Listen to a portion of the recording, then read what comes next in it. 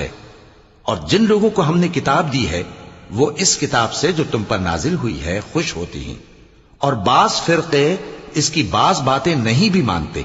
کہہ دو کہ مجھ کو یہی حکم ہوا ہے کہ اللہ ہی کی عبادت کروں اور اس کے ساتھ کسی کو شریک نہ بناؤں۔ میں اسی کی طرف بلاتا ہوں اور اسی کی طرف مجھے لوٹنا ہے۔